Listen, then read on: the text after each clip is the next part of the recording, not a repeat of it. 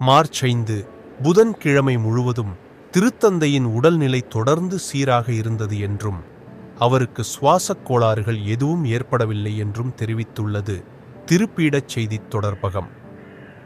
மருத்துவ ஆய்வுகளின்படி அதிகளவு செயற்கை ஆக்சிஜன் வழங்கும் சிகிச்சை முறை திருத்தந்தைக்கு வழங்கப்பட்டது என்றும் சுவாச உடலியக்க மருத்துவம் மற்றும் செயல்திறன்மிக்க விசைந்து பிணிநீக்கல் முறை 2 முறை இரண்டையும் அவருக்கு மருத்துவர்கள் அதிகரித்துள்ளனர் என்றும் கூறுகிறது அதன் அறிக்கை.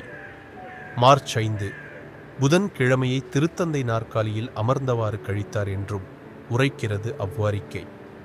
மார்ச் 5 புதன்கிழமை காலை 10வது மாடியில் உள்ள சிற்றாலயத்தில் திருநீற்றுப்பூதன் திருச்சடங்கில் பங்கு கொண்டு திருநற்கருணையை உட்கொண்டார் என்றும் தெரிவிக்கிறது திருப்பீடச் செய்தித் தொடர்பகம்.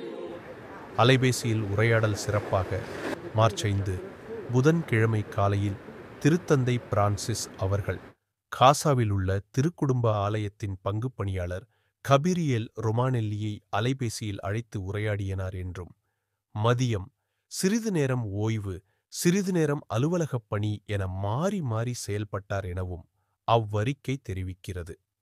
மார்ச் 6 வியாழக்கிழமை காலையும் நன்றாக ஓய்வெடுத்துக் கொண்டிருக்கிறார் என்றும் தெரிவிக்கிறது திருப்பீடச் செய்தித் தொடர்பகம். திருத்தந்தை பிரான்சிஸ் அவர்களின் செய்திகளை உடனுக்குடன் தமிழில் தெரிந்து கொள்ள அவர் காட் தமிழ் யூடியூப் சேனல் சப்ஸ்கிரைப் செய்து கொள்ளுங்கள் மற்றும் அவர் காட் 24/7 வாட்ஸ்அப் சேனலின் ஃபாலோ செய்து கொள்ளுங்கள்.